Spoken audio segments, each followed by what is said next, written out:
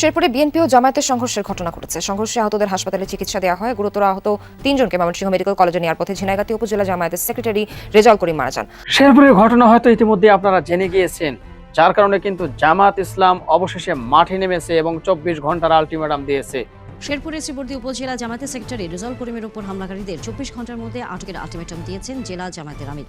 তিনি জানান, দাবি না মানলে কঠোর কর্মসূচি দেওয়া হবে। শেরপুরে জামাত নেতা রেজাউল করিমকে কিন্তু কুপিয়ে হত্যা করেছে বিএনপি নেতারা। দর্শক শ্রোতা, জাতীয় নির্বাচন যত নিকটবর্তী হচ্ছে ততটাই যেন একদল ক্ষিপ্ত হয়ে উঠছে। তারা কি বুঝে গেছে? তারা কি অলরেডি বুঝে গেছে তারা ক্ষমতায় আসতে ব্যর্থ হতে যাচ্ছে, যার কারণে কি এরকম সহিংসতা তারা চালু করে দিচ্ছে? শেরপুরে উপজেলা জামাতের সেক্রেটারি রেজাউল করিমকে হত্যার মধ্য দিয়ে তারেক রহমানের আই হ্যাভ এ প্ল্যান এর উদ্বোধন ঘোষণা করা হয়েছে। মায়ের গর্ভে তোমাদের জন্ম, সেই মায়ের পেটে তুমি লাথি মেরেছ। আমি বলতে চাই, যে রাজনৈতিক দলের কুরঙ্গ এই ধৃষ্টতা প্রদর্শন করেছে, 24 ঘন্টার মধ্যে যদি তারা এর বিহিত করতে ব্যর্থ হয়, বাংলা জুড়ে বিদ্রোহের আগুন জ্বলবে, প্রতিবাদের আগুন জ্বলবে। বিএনপি এখন কাপুরুষের দল হয়ে গেছে। এই বিএনপি নিজেদের মধ্যে চাঁদাবাজি, টেন্ডারবাজি, নিজেদের মধ্যে সন্ত্রাস এবং খুনের রাজত্ব কায়েম করেছে। আমরা দুইটি দল ছিলাম, আওয়ামী লীগ এবং বিএনপি, আপন ভাই বোনের মতো। কিন্তু একদল আমাদের মধ্যে এখন কিছুদিনের জন্য হয়তো বা নাই, আবারও তারা আসবে, এটা আমরা আশা রাখি সবাই। এখনো সময় আছে, আপনার দলকে আপনি সংস্কার করেন। জুলাই বিপ্লবের যে আকাঙ্ক্ষা, শহীদদের যে আকাঙ্ক্ষা, সেটাকে ধারণ করেন। সন্ত্রাসী যে আছে, নারী হেনস্থাকারী যারা আছে, তাদেরকে আইডেন্টিফাই করে তাদেরকে বিচার আওতায় নিয়ে আসেন। দর্শক, এতক্ষণ আপনারা শুনলেন ভিডিওর শিরোনাম, এখন শুনতে চলেছেন বিস্তারিত। শিরোনাম দেখে বুঝতে পেরেছেন যে আজকের এই ভিডিওটি কতটুকু গুরুত্বপূর্ণ এবং আকর্ষণীয় হতে চলেছে। তো সবাইকে বলবো একটু ধৈর্য সহকারে আজকের ভিডিওটি দেখতে হবে, কেননা আজকের এই ভিডিওর ভিতরে বাংলাদেশের বর্তমান রাজনৈতিক প্রেক্ষাপট নিয়ে খুবই তথ্যবহুল কিছু গোপন তথ্য আজকের এই ভিডিওর মধ্যে প্রকাশ করা হবে। ধৈর্য সহকারে আজকের ভিডিওটি দেখতে হবে, মনোযোগ সহকারে প্রত্যেকটি বিশ্লেষকদের বিশ্লেষণগুলো শুনতে হবে, তাহলে বাংলাদেশের রাজনৈতিক প্রেক্ষাপট নিয়ে অনেক কিছু আপনারা জানতে পারবেন। তো চলুন তাহলে কথা কেন একটা লাইক দিয়ে সবগুলো ভিডিওর বিস্তারিত আলোচনা শুনে আসি। একটি মর্মান্তিক ঘটনা ঘটে গেছে। শেরপুর 3 আসন ঝিনাইগাতী এবং শ্রীবর্দী উপজেলা নিয়ে গঠিত এই উপজেলার জামাতের সেক্রেটারি মাওলানা রেজাউল করিমকে নির্মমভাবে কুপিয়ে হত্যা করেছে বিএনপির সন্ত্রাসীরা। ঘটনার বিবরণে জানা যাচ্ছে, শ্রীবর্দী উপজেলা রিটার্নিং কর্মকর্তার আহ্বানে প্রার্থীদের ইস্তেহার পাঠের একটি অনুষ্ঠানের আয়োজন করা হয়েছিল। অর্থাৎ বিএনপি এবং অন্যান্য জামাত ইসলাম, অন্যান্য যে সমস্ত রাজনৈতিক দল আছে, তারা প্রকাশ্য জনসম্মুখে তারা তাদের নির্বাচনী ইস্তেহার পাঠ করবেন। নির্দিষ্ট সময় দেওয়া ছিল। জামাত ইসলামের যিনি প্রার্থী নুরুজ্জামান বাদল, তিনি তার লোকজন নিয়ে যথাসময়ে অনুষ্ঠান স্থলে হাজির হন এবং যে সামনের সারিতে যে আসনগুলো ফাঁকা ছিল সেখানে বসে পড়েন। এটি তো স্বাভাবিক। কোনো অনুষ্ঠানে আপনি গেছেন, সামনে চেয়ার ফাঁকা আছে, আপনি যদি পিছনের চেয়ারে বসেন তাহলে আপনাকে আর যাই হোক মানুষ বলা চলে না, অসভ্য, ইতর, বর্বর বলা চলে। আর জামাত ইসলাম, আপনারা জানেন বাংলাদেশের একমাত্র নিয়মানুবর্তিক দল হচ্ছে জামাত ইসলাম। সময়ের ব্যাপারে তারা এত পাংচুয়াল। তাদের কোনো অনুষ্ঠান যদি মনে করেন বিকাল 3টায় দেয়া থাকে, যে 3টায় শুরু হবে, 3টা মানে 3টা এক নয়, 3টা, এবং সেটা যদি ঝড়, তুফান, সাইক্লোন, ঘূর্ণিঝড়, টর্নেডো যাই হোক, ওই 3টার সময় তারা সেখানে গিয়ে উপস্থিত হবে। তো সেখানে তারা গিয়ে যথারীতি সামনের চেয়ারে বসেছে। অনুষ্ঠান শুরুরও বেশ খানি পরে বিএনপি যিনি প্রার্থী রবিউল ইসলাম, তিনি তার সন্ত্রাসী বাহিনী নিয়ে সেখানে উপস্থিত হন। তারা সামনে জায়গা না পেয়ে জামাতের নেতাকর্মীদের উপরে চড়াও হয় এবং জোর করে তাদেরকে সেখান থেকে উঠিয়ে দেওয়ার চেষ্টা করে। তাদেরকে উঠিয়ে দিয়ে তারা সামনে বসার চেষ্টা করে। প্রশাসন তাদেরকে বাধা দেয় এবং এটি করতে তাদেরকে বিরত রাখে। তারা প্রশাসনকে বৃদ্ধাঙ্গুলি দেখিয়ে প্রথমেই তারা জামাতের নেতাকর্মীদের উপরে দেশীয় অস্ত্রশস্ত্র, দা, কুড়াল, রামদা ইত্যাদি নিয়ে, হাসুয়া, এগুলো নিয়ে তারা ঝাঁপিয়ে পড়ে এবং নির্মমভাবে কুপিয়ে কুপিয়ে জামাতের প্রায় 30 জনের মতো আহত করে। তার আগে, এই অনুষ্ঠান শুরুর আগে দেখুন, বিএনপির এক সন্ত্রাসী তিনি ফেসবুকে সরাসরি পোস্ট দেন যে বাদলকে যেখানে পাবো সেখানে দেখা মাত্র জবাই করব। বাদল হচ্ছে নুরুজ্জামান বাদল, জামাতের এমপি প্রার্থী, ওই শেরপুর 3 আসনের। এই উদ্দেশ্য নিয়েই মূলত তারা বাদলকে জবাই করার জন্য তারা সেই অস্ত্রশস্ত্র নিয়েই তারা সেখানে গিয়েছিল।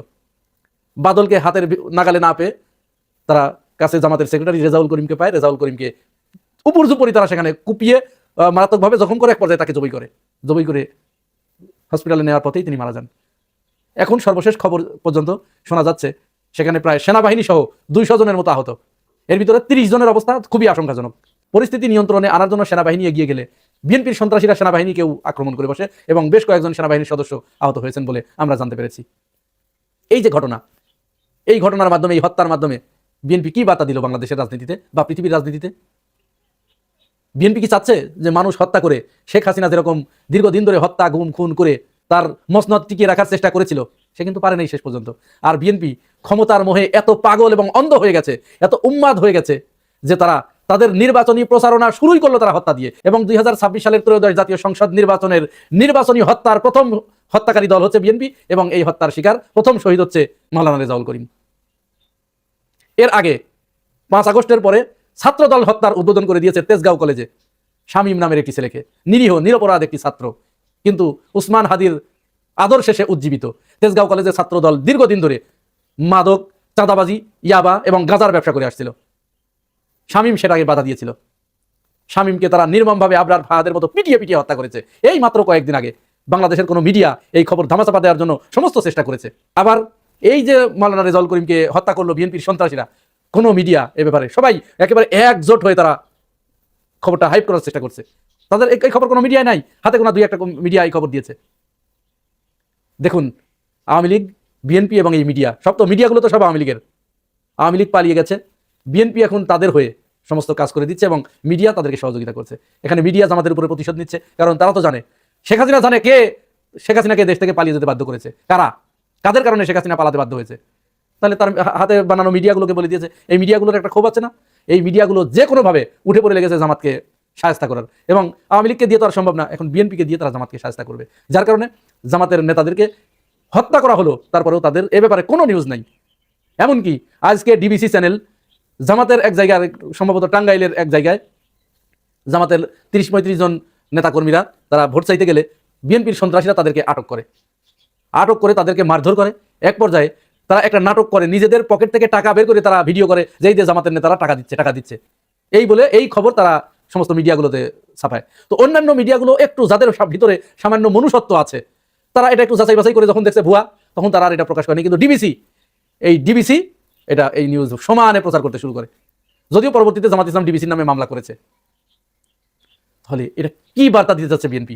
সারা দেশে 22 তারিখের পর থেকে, যেদিন থেকে নির্বাচনী প্রচারণা শুরু হয়েছে, তারপর থেকে আজ 28 জানুয়ারি পর্যন্ত বিএনপি সারা দেশে প্রায় 30টার উপরে নারীদেরকে হেনস্থা করেছে, মারধর করেছে, বৃদ্ধ মা বোনেদের পেটের উপরে লাথি মেরেছে, তাদের হিজাব ধরে টানাটানি করেছে, তাদের চুল ধরে টানাটানি করেছে, তাদেরকে অকথ্য ভাষায় গালিগালাজ করেছে। বিএনপির চুয়াডাঙ্গার বিএনপির নেতা জামাতের মা বোনদের ছায়া খুলে নিতে চেয়েছে। আমি বলতে চাচ্ছি, আমার বিএনপির নেতৃবৃন্দ ওই জামাতের মেয়েদের ছায়া খুলে দেওয়া বলেছিল। আজ সর্বশেষ ঢাকা 4 আসনে রাজশাহী বিশ্ববিদ্যালয়ের আব্দুল মুবিনের মা, রাজশাহী বিশ্ববিদ্যালয়ের একজন ছাত্র, তার মা এই ঢাকা 4 আসনের সম্মানিত ভোটার, তিনি প্রচন্ড পর্দানশীলা। সেই মাকে পিটিয়ে জখম করে তাকে আহত করেছে, মাথা দিয়ে গপ গপ করে রক্ত বের হচ্ছিল। এটি দেখতে হচ্ছে 5 আগস্টের পরে বিএনপির মাধ্যমে। যে বিএনপি বালুর ট্রাক সরাতে পারে নাই, যে বিএনপির মির্জা আব্বাস তার ঢাকা ব্যাংক বাঁচানোর জন্য শেখ হাসিনার সাথে নিয়মিত যোগাযোগ রক্ষা করে চলেছে, যে মির্জা ফখরুল ইসলাম আলমগীর শেখ হাসিনার 2018 সালের নির্বাচনকে বৈধতা দেওয়ার জন্য কামাল হোসেনের নেতৃত্বে নির্বাচনে গিয়েছিল, এরা হচ্ছে সেই বিএনপি। সেই বিএনপি এখন পৃথিবীর শ্রেষ্ঠ একটা ক্ষমতাশালী দল হয়ে গেছে। তাদের চাইতে বড় ক্ষমতা ধরার এই মুহূর্তে নাই, পৃথিবীতে নাই। এত ক্ষমতাশালী তারা। কোথায় কোথায় জামাতের নেতাকর্মীদেরকে তারা হত্যা করছে, হুমকি দিচ্ছে, মারধর করছে, ভোট চাইতে গেলে তারা জামাতের নেতাকর্মীদের ঠ্যাং ভেঙে দেবে, ইত্যাদি ইত্যাদি। তাহলে দরকার ছিল কি? শেখ হাসিনা কি অন্যায় করেছে? শেখ হাসিনা যে ভোটাধিকার হরণ করেছিল, তাহলে কি অন্যায় করেছে? তোমরা তো সেই একই কাজ করতে যাচ্ছ। এই বিএনপির সন্ত্রাসীরা তো সেই একই কাজ করছে। শেখ হাসিনা যেভাবে ভোটাধিকার হরণ করেছিল, মানুষকে ভোট দিতে দেয় নাই, সেই বিএনপি নামক সন্ত্রাসী গোষ্ঠী তারাও তো একই কাজ করতে চাচ্ছে। তারাও তো কাউকে ভোট দিতে দিবে না, তারা ভোট সেন্টারে যেতে দিবে না।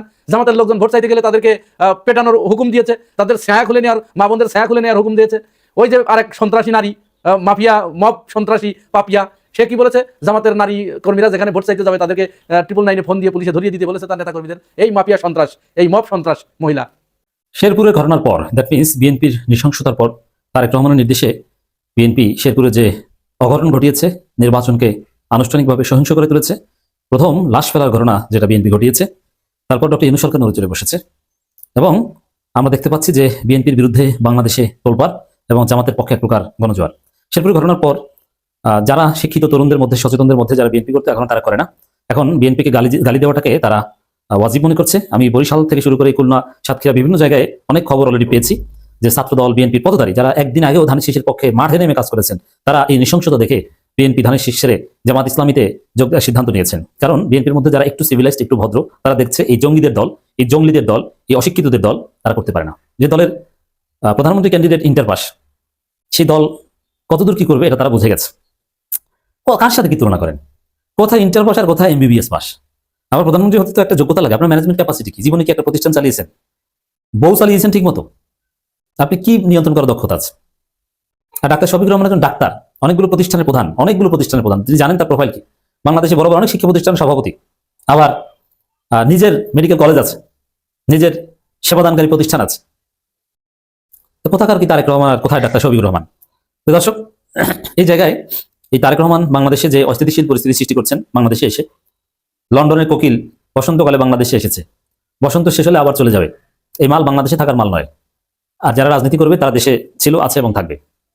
তো দর্শক, ডক্টর ইউনূস সরকার নড়েচড়ে বসেছে, সরকার বিবৃতি দিয়েছে। এই বিবৃতি অত্যন্ত তাৎপর্যপূর্ণ। তার আগে বলে নিই, শেরপুরে যে জামাত নেতা শহীদ হলো, এর দায় ইউনূস সরকারেরও আছে, সেনাবাহিনীর আছে, বিশেষ করে সেনাপ্রধানের নিজ এলাকা, তার নিজ এলাকাকেই তিনি কলঙ্কিত করেছেন।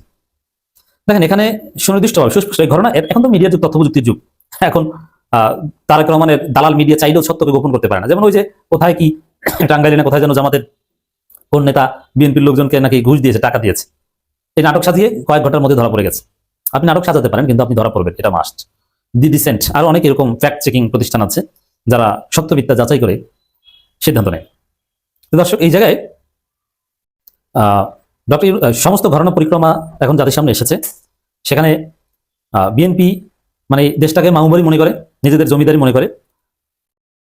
ইশতেহার ঘোষণা অনুষ্ঠানে তারা লেটে এসেছে, কিন্তু সামনে বসতে চায়। প্রশাসনের মাধ্যমে জামাতের লোকজনকে চেয়ার ছেড়ে দিতে বলছে। এটি তো একটা ফাজলামি। কেন বলবে? ওটাকে ওদের বাপদাদার সম্পত্তি, যে যেখানে আসছে, যখন যে জায়গা পেয়েছে সেখানে বসেছে। তোর বাপের সম্পত্তি, তুই সামনে বসতে, তুই কি? তুই আগে আসছ না কেন? তুই তো হারু পার্টি, তুই তো লাস্ট, তুই তো ক্লাসের সবচেয়ে দুর্বল স্টুডেন্ট, তুই তো পিছনে বসবি, তুই সামনে বসতে যাও কেন? এটি তো বেদবি। কিন্তু প্রশাসন, বিএনপি দালাল, প্রশাসনের মাধ্যমে এটা বলাতে পেরেছে। প্রশাসনের ভুল ওই জায়গায় যে বিএনপিকে আশকারা দিয়েছে শুরুতে। আরে ভাই, আপনার দেরিতে এসেছেন, পিছনে বসবেন, আপনার আগে আসেন না কেন? আর সামনে একদম স্টেজে বরাদ্দকৃত চেয়ার, এটা তো ঠিক আছে, কিন্তু দর্শকদের চেয়ারে আপনাদের জন্য ফাঁকা করে দিতে হবে কেন? চেয়ার ছেড়ে দিতে বলছে কিছু অংশ, তো জামাতের লোকজন পিছনে কিছু চেয়ার ছেড়ে দিয়েছে। যাই হোক, ওখান থেকে চেয়ার সরাসরি একটা ঘটনা ঘটেছে, ঠিক আছে, সেখানে হতাহতের ঘটনা ঘটেনি। পরে বিএনপি সন্ত্রাসীরা যখন দেশীয় অস্ত্রশস্ত্র নিয়ে একটা নির্দিষ্ট জায়গায় অবস্থান নিল, ওই জায়গাটা এড়িয়ে অন্য রাস্তা থেকে যাওয়ার জন্য জামাতকে বারবার প্রশাসন অনুরোধ করছে, সেনাবাহিনী থেকে শুরু করে পুলিশ সবাই। কেন? ওটাকে বিএনপির বাপদাদার জায়গা, যে জামাত অন্য রাস্তা থেকে যাবে। আর অন্য রাস্তা থেকে জামাত গেলে তখন ওরা প্রচার করতে যে জামাত ভয় পালিয়ে গেছে। এটা ছিল ওদের রাজনীতি। তাই প্রশাসন কেন জামাতকে অন্য রাস্তা থেকে যেতে অনুরোধ করবে? এটি হচ্ছে প্রশাসন যে ধ্বজভঙ্গ ধরছে তার প্রমাণ। দেখেন, সন্ত্রাসীরা কোন জায়গায় অবস্থান করছে এটা জানে, বলছে যে অমুক জায়গায় সন্ত্রাসীরা অবস্থান করছে, অতএব আপনি ওইখানে যাই না। মানে মাথা ব্যথা করলে মাথা কেটে ফেলার ডাক্তার, এই হচ্ছে ধৈর্য প্রশাসন শেরপুরে। তারা এই চিকিৎসা দিয়েছে, মাথা ব্যথা করে ভাই মাথা কেটে ফেলো। আরে আপনি এখানে দুই দলকে ডিসপার্স করে দিতেন, যে কেউ এখানে থাকতে পারবে না, সবাই যে যার মতো বা দৌড়, এরকম হতাহতের ঘটনা ঘটছে। বিএনপি সন্ত্রাসীরা অবস্থান করছে, তাদেরকে আপনি ওখান থেকে দাও করবেন না। জামাতকে অনুরোধ করতে এসেছেন তোমরা পালিয়ে যাও কেন? জামাত কি ভেসে এসেছে? এদেশে জন্মগ্রহণ করেনি, এদেশের নাগরিক না তারা? দর্শক, এখানে এই ব্যর্থতা সত্ত্বেও প্রশাসন যে এইভাবে ব্যর্থ পক্ষপাত করেছে, এটা জাতির সামনে স্পষ্ট হয়েছে। এই স্পষ্ট হওয়াটাই একটা সমাধানের ইঙ্গিত, যে এরকম ঘটনা ঘটাতে পারবে না। এবং পুরো ঘটনায় যে বিএনপি এবং প্রশাসন দায়ী, জামাতের বিন্দুমাত্র দোষ নাই। জামাতের যারা এখন দায় দিচ্ছে, ওরা অমানুষ, ওরা কুত্তার চাইতে নিকৃষ্ট। এরকম জঙ্গলি সন্ত্রাসীদের খুনকে যারা বৈধতা দিতে পারে, এই খুনের পরও যারা খুনিকে দায়ী না করে যারা খুন হয়েছে তাদেরকে দায়ী করতে পারে, এদের চাইতে জঙ্গলি কুত্তা আর হতে পারে না। এরা কুত্তা কেন কুত্তা বলছে? ওরা পাচাটা বিএনপির, এই কারণে এই ঘটনায় জামাতকে দায়ী করছে। হ্যাঁ, বিএনপিকে দায় দেওয়ার আগে প্রশাসনকে দায় দিতে পারে। সুশীলপনা দেখালে এটা দেখানো যায় যে বিএনপিকে কেন প্রশাসন ডিসপার্স করলো না। আপনারা জানতেন ওইখানে দেশীয় অস্ত্রশস্ত্র নিয়ে বিএনপি আছে, আপনি কেন সেখানে ডিসপার্স করলেন না? কিন্তু জামাতকে যারা দায় সেট কুত্তা, আপনি কুত্তা ছাড়াদের কিছু বলবেন না। কুত্তা যেরকম চাটে, ওরা বিএনপিকে চাটে। দর্শক, এই জায়গায় ব্যর্থতা সত্ত্বেও ইউনূস সরকার বিবৃতি দিয়েছে। এই বিবৃতি তাৎপর্য আছে, সামনে ধরনের ঘটনা পুনরাবৃত্তি ঠেকাতে প্রশাসন শেরপুরে যে ভুল করেছে ওই ভুল করবে না বলে আমরা মনে করি। এবং আসল ঘটনা হচ্ছে যে বিএনপিকে সবাই সিসি করছে, বিএনপির পক্ষে এখন আর কেউ নাই। এবং এই ঘটনার পর জামাতের নির্বাচনী জনসমাবেশগুলো লোকে লোকারণ্য হয়, গণজোয়ার জামাতের পক্ষে। আর এই ঘটনার পর বিএনপির যেটা, তার অবস্থা খারাপ। বিএনপি সাড়া পাচ্ছে না, বিএনপি নেতাদের চোখের মুখের দিকে তাকানো যায় না, খুব লজ্জাজনক অবস্থায় তারা পড়েছে। দর্শক, শেরপুরের সাম্প্রতিক সহিংস ঘটনায় জামাত ইসলামীর এক নেতার মৃত্যুতে গভীর উদ্বেগ প্রকাশ করেছে অন্তর্বর্তী সরকার। এক বিবৃতিতে সরকার জানায়, সহিংসতার সঙ্গে জড়িত যে কোনো প্রাণহানি অগ্রহণযোগ্য, গভীরভাবে দুঃখজনক। এই যে উদ্বেগ প্রকাশ, সরকারি ভাষায় এই উদ্বেগ ইজ ভেরি ইম্পর্টেন্ট। এর মানে অন্তর্বর্তী সরকার, ডক্টর ইউনূস সরকার বিএনপি সন্ত্রাস নিয়ে উদ্বিগ্ন। এখন এই সন্ত্রাসের বিচার বাংলার মাটিতে হবে, কেউ বাঁচতে পারবে না, সবাইকে ধরা হবে। জামাত ক্ষমতা আসলে ধরে ধরে বিচার করা হবে, আইনানুগ প্রক্রিয়ায় যথাযথভাবে, কোনো আইনের ব্যর্থ হবে না। জাতীয় নির্বাচনে মাত্র 2 সপ্তাহ বাকি থাকায় সরকার, বিএনপি, জামাত ইসলামী সহ সব রাজনৈতিক দলকে দায়িত্বশীল নেতৃত্ব এবং তাদের সমর্থকদের ধৈর্য ধরার আহ্বান জানিয়েছেন। এতে বলা হয় গণতান্ত্রিক প্রক্রিয়ায় সহিংসতায় ভয় দেখানো এবং প্রাণহানির কোনো স্থান নেই। মানে এখানে জামাত আবার পাল্টা মাইন না দেয়, কার্যত এখানে সেই অনুরোধ করা হচ্ছে। হ্যাঁ, জামাত পাল্টা সহিংসতা করবে না, জামাত যে সহিংসতা করে না, সন্ত্রাস করে না, এটা জাতির সামনে স্পষ্ট হচ্ছে, যার ফলে এই সন্ত্রাসীদেরকে মানুষ বর্জন করছে এবং জামাতকে সমর্থন দিচ্ছে। দর্শক, আশা করি সবগুলো ভিডিও দেখেছেন এবং বিস্তারিত আলোচনা শুনেছেন। তো অবশ্যই এবার আপনাদের মূল্যবান মতামত জানিয়ে দিবেন, পারলে ভিডিওটি শেয়ার করে সবারই দেখার সুযোগ করে দিবেন। আর আমাদের এই চ্যানেলে এখনো পর্যন্ত যারা সাবস্ক্রাইব করেনি, প্রতিনিয়ত এই ধরনের আপডেট, গরম গরম খবর পেতে আমাদের এই চ্যানেলটি সাবস্ক্রাইব করে আমাদের সাথে থাকবেন। ইতিমধ্যে যারা অলরেডি সাবস্ক্রাইব করেছেন সবাইকে অসংখ্য ধন্যবাদ জানিয়ে আজকের মতো এখানে বিদায় নিচ্ছি। দেখা হবে, কথা হবে নতুন কোনো টপিকে, নতুন কোনো ভিডিওতে। সে পর্যন্ত সবাই ভালো থাকবেন, সুস্থ থাকবেন। আল্লাহ হাফেজ।